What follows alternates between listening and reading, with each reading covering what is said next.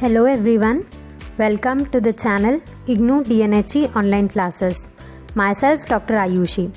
अभी तक हमने DNHE 1 का ब्लॉक 1 कंप्लीट कर लिया है. अब ब्लॉक 2 स्टार्ट करते हैं.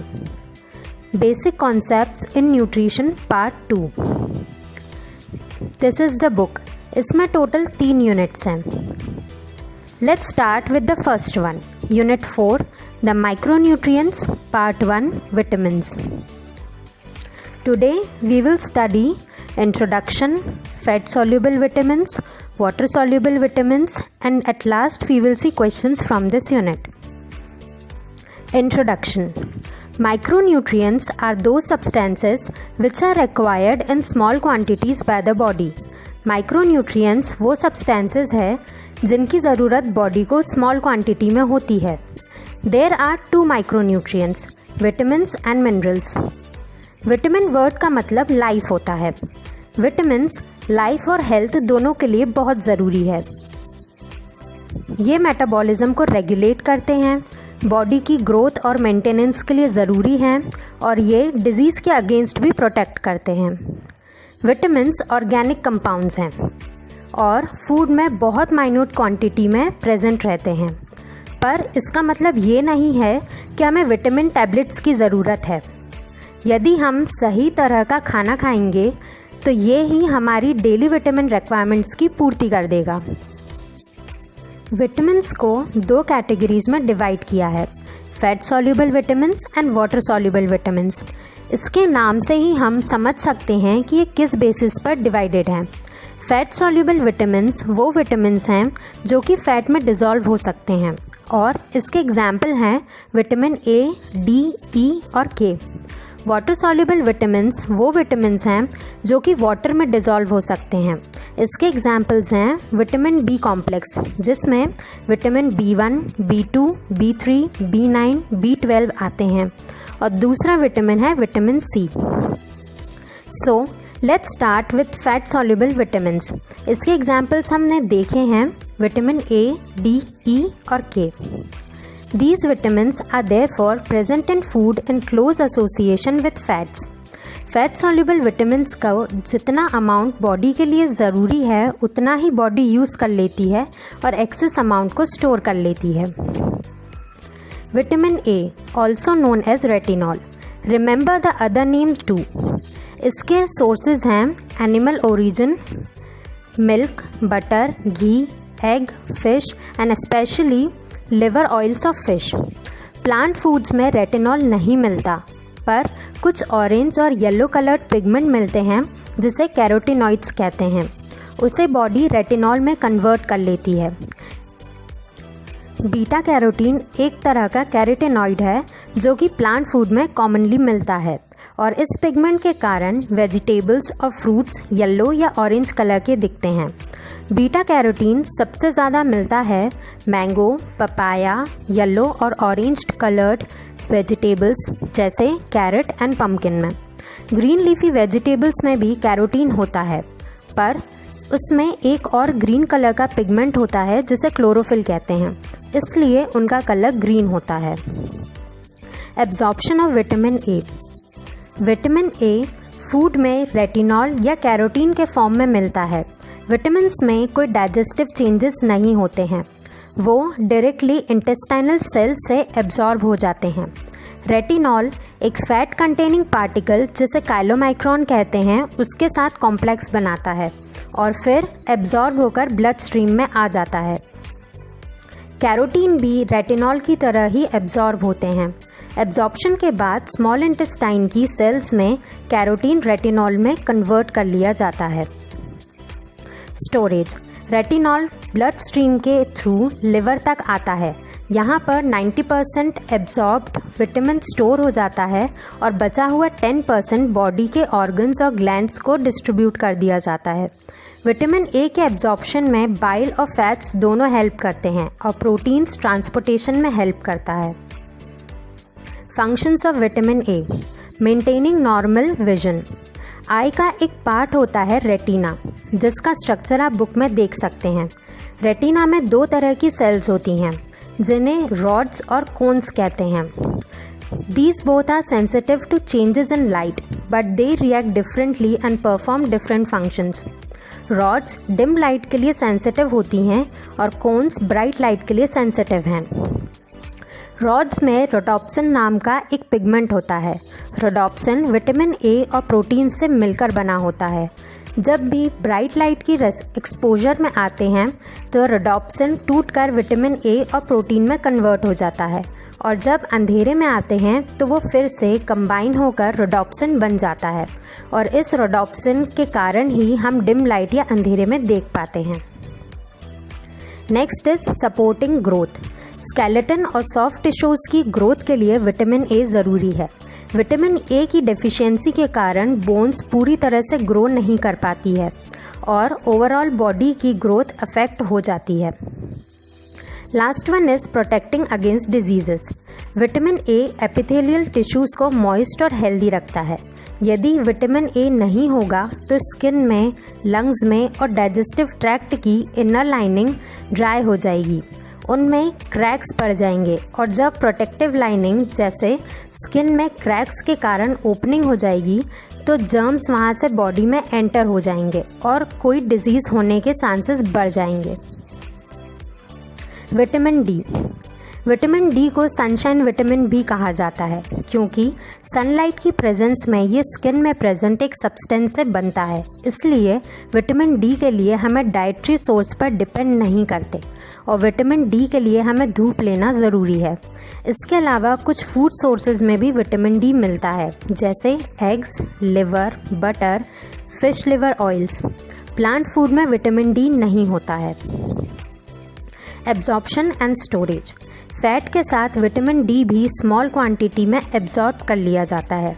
क्योंकि फैट के एब्जॉर्प्शन के लिए बाइल ज़रूरी है, इसलिए फैट सॉल्युबल विटामिन डी के लिए भी बाइल की ज़रूरत होती है। एब्जॉर्प्शन के बाद विटामिन डी ब्लड स्ट्रीम में आ जाता है, और जो विटामिन डी सनलाइट एक्सपोजर से स्किन में बनता है वो भी ब्लड स्ट्रीम में आ जाता है और लिवर तक पहुंच जाता है। इसका थोड़ा पार्ट लिवर में स्टोर कर लिया जाता है और बाकी का बॉडी टिश्यूज़ को डिस्ट्रीब्यूट कर दिया जाता है। Functions of vitamin D.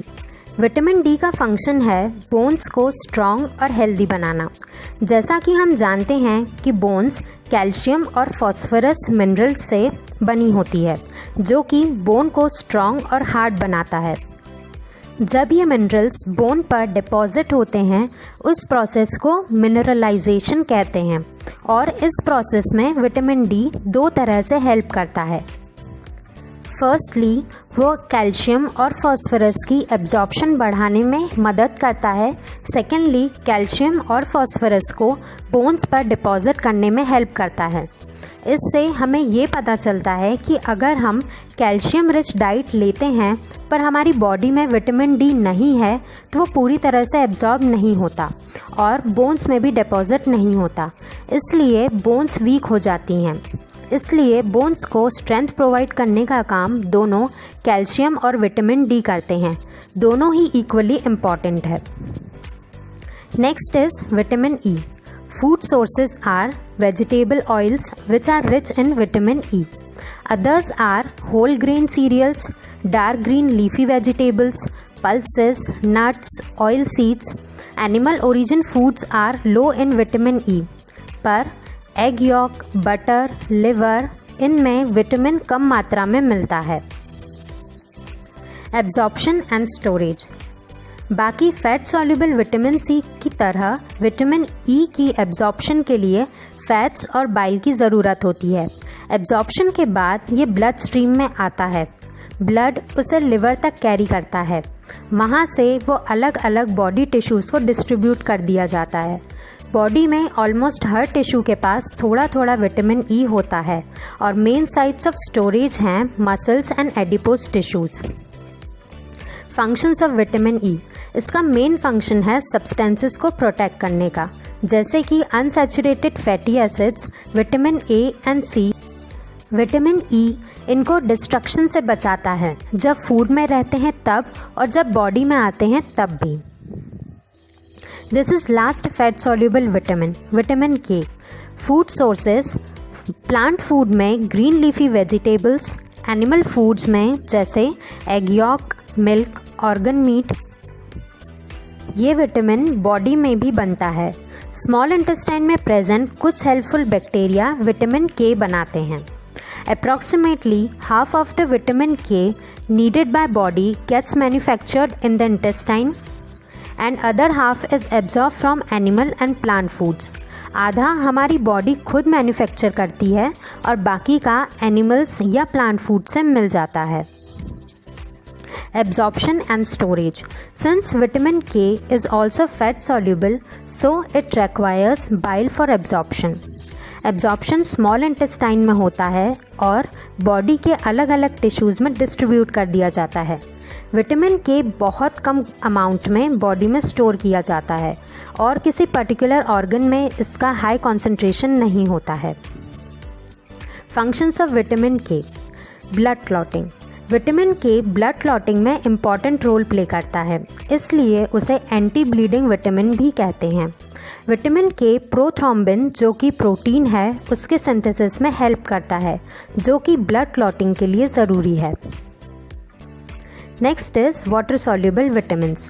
Vitamin C और विटामिन बी कॉम्प्लेक्स ये वाटर सॉल्युबल विटामिन्स हैं क्योंकि ये वाटर में डिज़ोल्व हो जाते हैं। फैट सॉल्युबल विटामिन्स की तरह ये बॉडी में स्टोर नहीं किए जा सकते। इन विटामिन्स का एक्सेस अमाउंट यूरिन के थ्रू एक्सक्रीट कर दिया जाता है। Vitamin B complex group. ये बहुत सारे विटामिन्स का ग्रुप है जो कि एक तरह का काम करते हैं। ये हैं vitamin B1, B3, niacin, folic acid and B12। ये फूड में एक साथ प्रेजेंट रहते हैं। बी विटामिन्स कोएंजाइम की तरह एक्ट करते हैं जो कि कार्बोहाइड्रेट्स, प्रोटीन्स और फैट्स के मेटाबॉलिज्म में हेल्प करते हैं। कोएंजाइम्स क्या होते हैं? कोएंजाइम्स वो सब्सटेंसेस है जिनकी ज़रूरत एंजाइम्स को होती है ताकि वो अपना काम ठीक से कर सकें। ये एंजाइम्स के हेल्पर की तरह होते हैं और एंजाइम्स अपने स्पेसिफिक कोएंजाइम के एब्सेंस में फंक्शन नहीं कर पाते हैं। Let's see first vitamin also known as thiamine, that is vitamin B1। इसके फूड सोर्सेज हैं whole grain cereals, whole pulses, lean meats, poultry and egg yolk. Absorption and functions of vitamin B1। Injection के बाद thymine absorb होता है और blood stream में आ जाता है। इसका यूज़ बॉडी फंक्शंस के लिए कर लिया जाता है और एक्सेस अमाउंट यूरिन के थ्रू एक्सक्रीट कर दिया जाता है। फंक्शन। थायमीन एक स्पेसिफिक कोएंजाइम का पार्ट है जो कि ग्लूकोज के ऑक्सीडेशन में हेल्प करता है और एनर्जी प्रोड्यूस होती है, that is it helps in metabolism of carbohydrate. Next is riboflavin और vitamin B2। Food sources are milk, liver, kidney, eggs, green leafy vegetables और होल ग्रेन सीरियल्स और पल्सेस में भी ये मिलता है। Absorption and function. बाकी विटामिन B कॉम्प्लेक्स की तरह ही ये एब्जॉर्ब होकर ब्लड स्ट्रीम में आता है, अपना स्पेसिफिक फंक्शन परफॉर्म करता है और एक्सेस अमाउंट यूरिन के थ्रू एक्सक्रीट कर दिया जाता है। फंक्शन। ये कार्बोहाइड्रेट, फैट और प्रोटीन मेटाबॉलिज्म में हेल्प करता है।